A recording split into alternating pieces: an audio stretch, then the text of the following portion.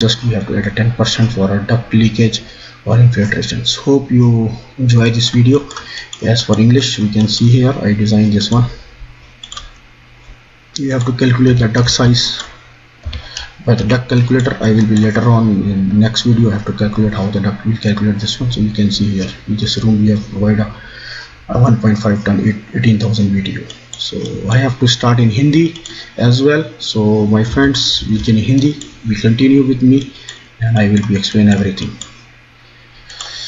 Brothers for Hindi, जो लोग मेरे हिंदी फ्रेंड्स हैं उनके लिए ये है कि हम इसमें कैलकुलेट कर रहे हैं कि हमारे पास एक होटल है, होटल में हमने रूम को एक एस्टिमेट किया है, बिकॉज हम सारे रूम को एक साथ कैलकुलेट नहीं कर सकते टाइम की शॉर्टेज की वजह से।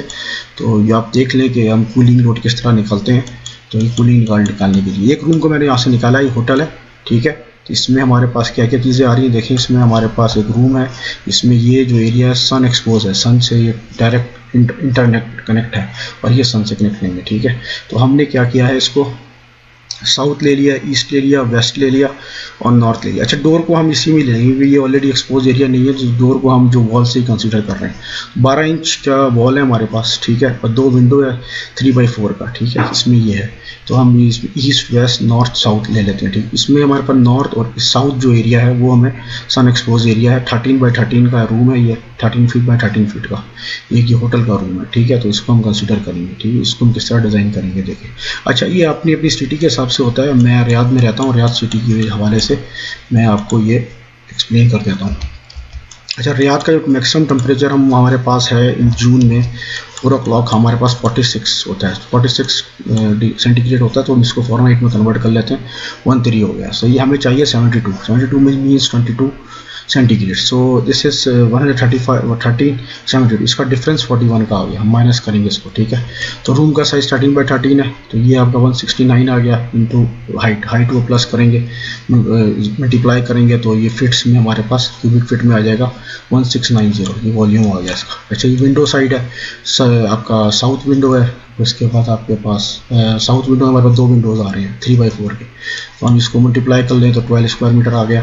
12 स्क्वायर मीटर आने के बाद ये 24 हो गया। तो ये सोलर गेन वैल्यू जो है ये एशरे में अवेलेबल है और ये जो है आपका डिज़ाइन बुक में मिल जाएगा आपको, कैन देख लेना। 4 बजे हमने इसको लिया है जून में मैक्सिमम टेम्परेचर होता है, तो हम इसमें हमने उसको कंसिडर किया रियाद सिटी को, ठीक है। तो ये यू फैक्टर या के फैक्टर आप कह लें, इसको एक ही बात है, ठीक है। इसमें विंडोज़ का वैल्यू इसमें दी होती है, एशरे डिज़ाइन पे 1.3 होती है, ठीक है। ये तो हम क्या करेंगे 12/20 1.3, 20 क्या है, 20 हमने जो है सोलर गेन वैल्यू ली है हमने। इसमें भी ये भी आपको सोलर गेन वैल्यू भी डिज़ाइन बुक में मिल जाएगा आपको, ठीक है। तो इसको हमने मल्टीप्लाई कर लिया तो हमारे पास ये आ गया 542.4। तो इसको मल्टीप्लाई बाय 2 कर लेंगे तो 10480 आ जाएगा, ठीक है। तो ये सोलर गेन वैल्यू भी हमने एशरे से लिया है और डिज़ाइन बुक से लिया है as per the depend of the city और दिस वन, ठीक है। इसके बाद हमारे पास नॉर्थ वॉल है। नॉर्थ वॉल हमारे पास क्या है 13 फीट है। 13 फीट में हम इसमें 10 फीट की हाइट है इसकी, तो हम इसको मल्टीप्लाई करेंगे 130 आ जाएगा। ये 41 ये डिफरेंस आ गया, आप देख लें यहाँ डिफरेंस जो 41 आ रहा है, इसको हम डिफरेंस 41 कर दिया। 0.35 ये भी हमने एशरे से लिया है, के वैल्यू है ये, ठीक है। के वैल्यू या यू वैल्यू कह रहे हैं इसको आप, ठीक है। इसको मल्टीप्लाई करेंगे तो हमारे पास 1865 BTU आ गया। इस तरह साउथ को 106, बिकॉज यहाँ पे हमारे वो 13 फीट है लेकिन यहाँ पे 2 विंडोज़ हैं, तो इसलिए हमने इसको थोड़ा सा माइनस कर दिया है एरिया निकाल के विंडोज़ का। तो ये 106 आ जाएगा, 41 और ये 35 आ जाएगा 0.35, इसको 0.35 ही रखा हमने। इसके बाद जो है के फैक्टर में ये 1521 आ गया, ये आपका BTU आ गया, ठीक है। ये आपका ईस्ट वेस्ट वॉल आ गया 260। अच्छा, ईस्ट वेस्ट वॉल को दोनों एक साथ ही कर लिए क्योंकि हमने डोर को हम कंसीडर नहीं कर रहे, डोर को हम उसी में कंसीडर कर लेते हैं, ठीक है। तो ये डोर को कंसीडर हमने इसी वॉल के साथ ही कर लिया है। तो 260 41 बाई ये आ गया 41, इसका डिफरेंस वैल्यू आ गया, वेदर डिफरेंस वैल्यू, ठीक है। वेदर डिफरेंस में 41 आ गया, तो ये हमें 0.35 हो गया। तो ये 4264 हो गया, ठीक है। तो ये आपको क्लियर हो गया, सही है। उसके बाद हम आ जाएँ, हमारे पास सीलिंग रूफ है, ऊपर छत पे जो रूफ है ये सन एक्सपोज एरिया है, तो 169/4, बिकॉज हमने जब एरिया निकालेंगे 13/13 तो 69 आ गया।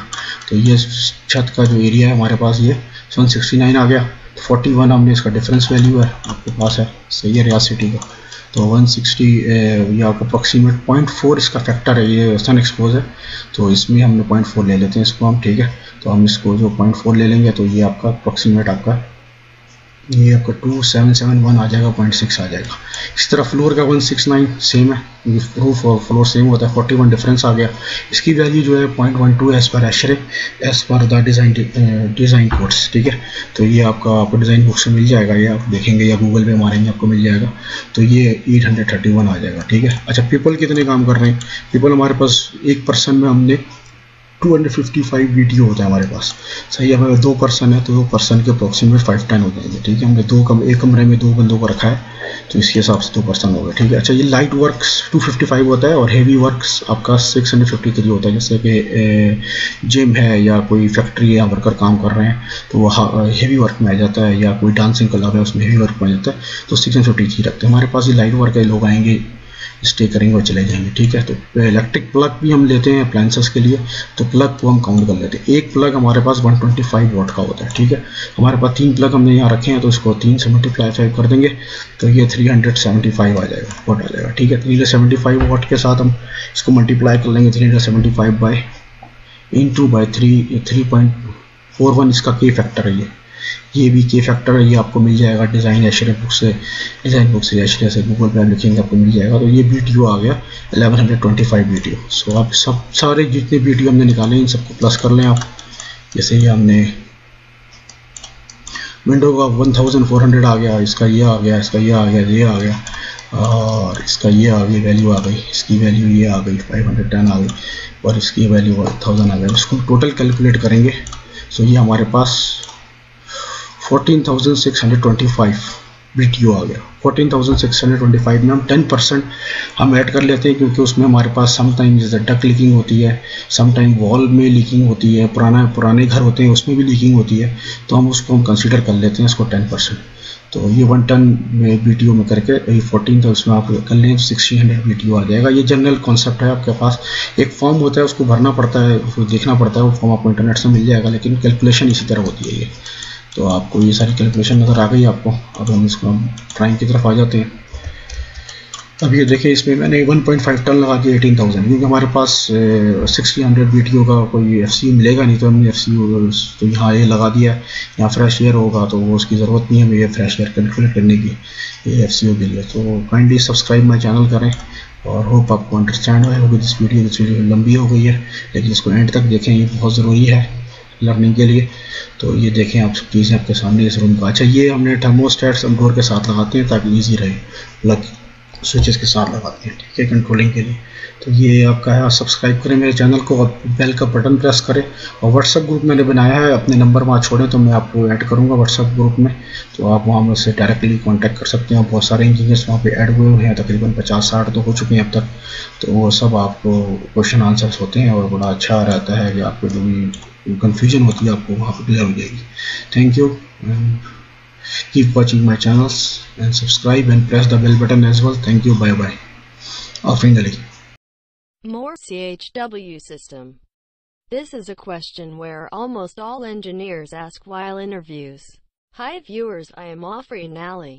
I brought this video for how to calculate head pressure of pump for a CHW system. Kindly subscribe my channel. There are 2 types of head: static head, which is due to height difference. Second is dynamic head, which is due to the losses while flow, like losses in pipe due to friction, bends, and due to piping accessories like valves, coils, etc. As chilled water systems are closed loop, so the static head is 0 in the chilled water system, not for cooling TOWR if applicable, because condenser pumps for cooling towers are open circuit. So the pressure for CHW system will be calculated by adding all the piping in the maximum pressure drop route and add friction losses, bending, and coil losses. Losses in equipments, etc. Thus adding all of them will give you the pressure head. Example: 2 different pressures. All friction losses are for pump capacity sizing. Basically how much water the pump can pump. This would be the same if the same piping system is 900 feet high or 900 feet wide. The static pressure depends on height and is important for selection of equipment, relief valves, etc., so it doesn't explode at the highest pressure. You need to imagine the hydrostatic pressure plus the pump pressure at the location. Pump pressure at pump suction site is 0.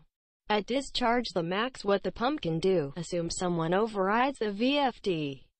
Consider gravity of fluid. For water every 2.3 feet you increase by 1 psi. This will be less for lighter fluids, more for denser fluids.